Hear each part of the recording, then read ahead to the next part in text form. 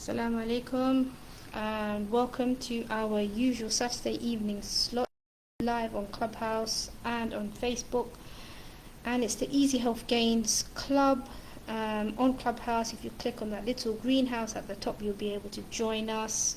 We're live here every Saturday evening 6 p.m. UK time, which is about 9 p.m. KSA time. At the moment, we've just switched it back an hour because obviously the clock's gone back in the UK. So today we're talking all things teen nutrition, and the sessions that we have each week here are designed to give you just a little bite-sized bit of information regarding health, especially that which is related to women and children.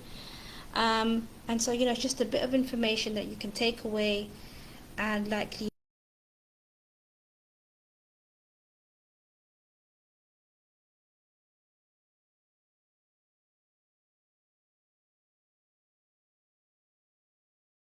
teen nutrition, the essentials, is what we're going to be covering today, inshallah. So anyone with teens, or maybe your kids haven't reached that age,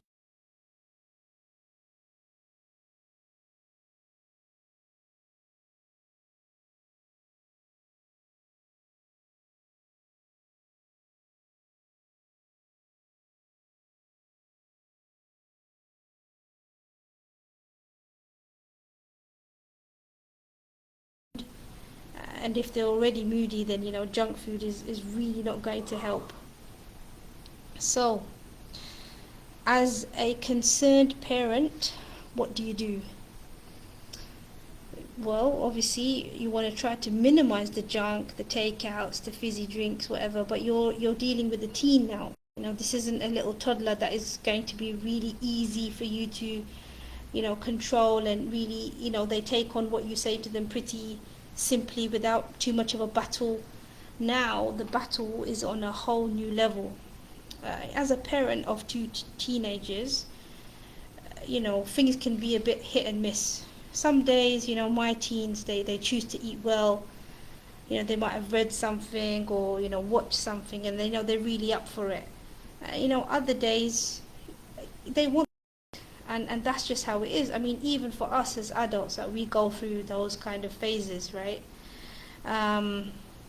So now they're teenagers, right? So in this kind of situation, it's a bit more easier for you now to explain things to them, okay? But obviously, on the other hand, they might need that space to make sense of what's going on, to kind of understand it on their own, to make those good food choices on their own. And inevitably, you want them to be able to do that without the nagging, without the hassling. You want them independently to make those good food choices on their own. And it can happen, inshallah, it can happen. So what we're going to be looking at today is ways that you can support them, and how you can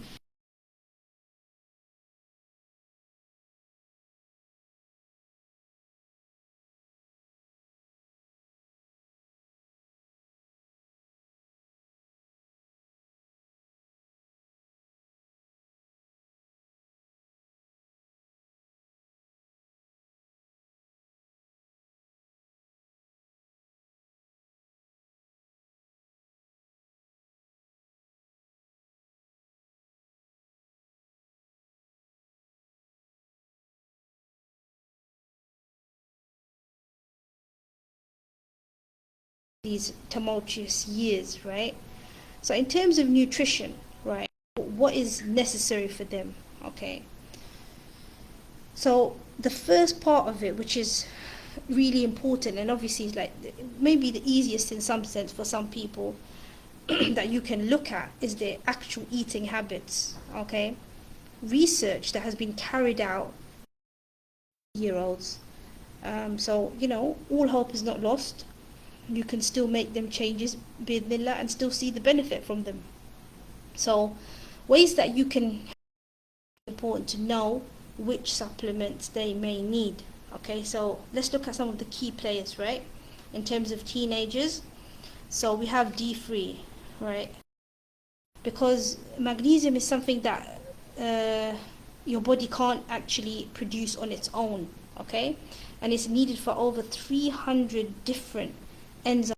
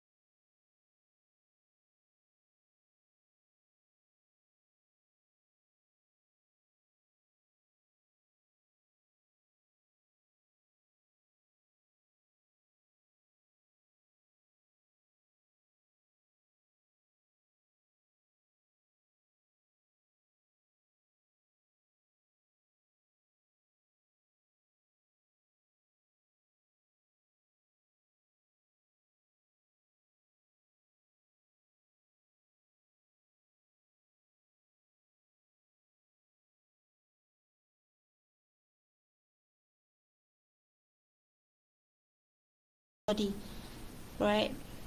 Okay, and also in terms of acne, certain nutrient deficiencies could really help lessen the appearance of it. So we're talking about things like vitamin B5, because a researcher actually in Hong Kong in 1995, really amazing, when he was actually looking at skin conditions and acne in particular in teens, he was basically saying it's a B5 deficiency, right? A study in also 2000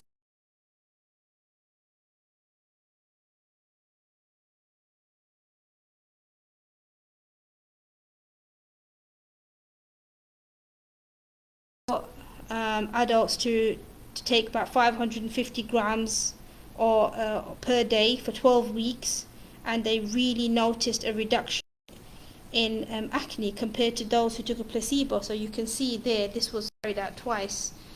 Amazing results with vitamin B5. Another thing that's really important is probiotics and prebiotics. They've shown to be essential. In 2008, there was a study that looked at over 10,000 to do these days. So along with the quality of sleep, so like I said, along with the quantity, you want the quality, and that cannot be understated. Okay, so things that they can do to achieve better sleep would be balancing the internal body clock, things that we mentioned last time, exposing yourself to the morning light and to the evening light, this kind of thing, right? Because when that actually goes out of balance, study being, and it's an opportunity for them to develop really good social skills. Okay, and numerous studies point to the harmful effects of excessive screen time, physically and emotionally and mentally. The lack of that social connection is shown to be more harmful to their physical health than even something like obesity, which is really shocking. Okay, and